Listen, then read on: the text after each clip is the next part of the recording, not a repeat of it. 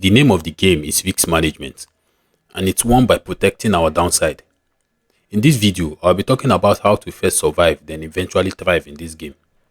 Guys, we shouldn't give too much thought on how much we are to make in a trade. We should be more focused on asking ourselves, how much am I risking on this trade to make this amount? The most important part of risk management has to do with R multiples, which is risk to reward ratio. And this concept is all we need to focus on in our risk management approach. The way we measure our risk in a trade is by placing a stop at a price where the resulting loss is exactly what we plan to lose, which is our risk on that trade. Guys, we should always have in mind that our stop loss shouldn't be placed in an area of price fluctuation. It should be placed in an area that if price gets to, it means that our whole trade idea was wrong.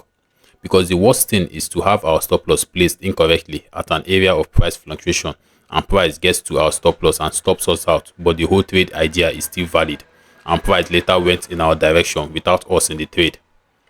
And this could be the reason why most traders find it very hard to follow their stops because they feel the market could still go in their favor. So now the question is, how do we measure the size or weight of that price range which is from our entry to our stop loss in order to only lose what we set out to risk and nothing more? This is where a position size calculator comes in. You can search on the internet for a position size calculator and you are most likely to get directed to Baby Pips too. You can use it whenever you want to take a trade and you need to predetermine your risk. But I prefer using another software's position size calculator, which is Natch Market, just because it's in the form of mobile application and it's more convenient for me. It doesn't matter which you use, guys. What we are more focused on here is that it does the job in suggesting a lot size to use in our trade depending on the price or pip range from our entry to our stop loss. I'm sure we all know what a pip is, but just for the sake of those that have no idea on what it might mean, it's just the smallest whole unit price movement that an exchange rate can make. It tells us how much price moved from one price point to another in an exchange rate. So once we have the pip range from our entry to our stop loss price, we can now use the position size calculator to tell us what loss size to use on that trade that would only result to our predetermined risk if the trade goes against our intended direction. The most important thing, guys, isn't predetermining our risk or having a risk management system. It is actually following our stops or plan and not moving our stops midway into a trade because of fear of price hitting it and stopping us out. We have to be really strict and disciplined in following our stops. I want to bring back something we talked about earlier, which is R multiple or risk to reward. Like I said, this is the most important part of risk management, and let's look at some effect it has on our trading.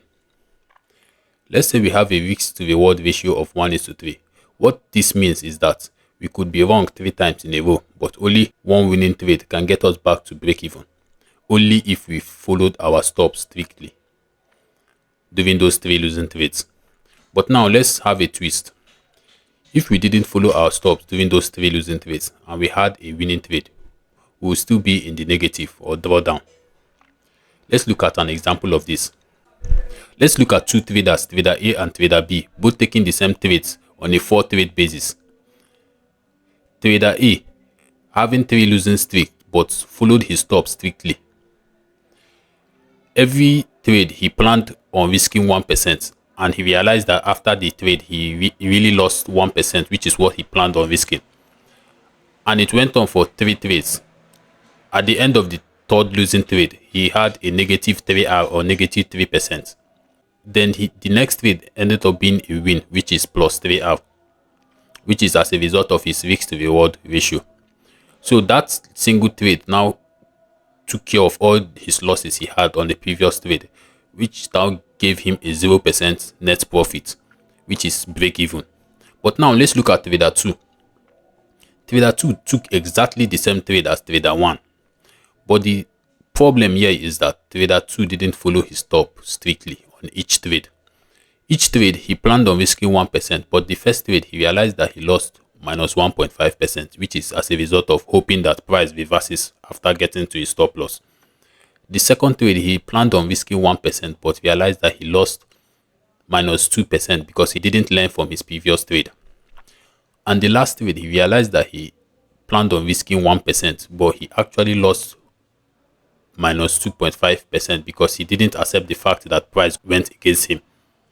So after the 3 trade basis, he realized that he was down minus 6%, which is more than what trader A was down after 3 trades basis. But he ended up having a winning trade on the 4th trade. But that his trade is just a plus 3R or plus 3%, which is as a result of his risk reward ratio. And after combining this negative 6R he had from his 3 trades and this plus 3R he had from his winning trade, he realized that he was still down negative 3%, which is still in a drawdown. So it was very painful, but now we clearly know where he went wrong in his approach.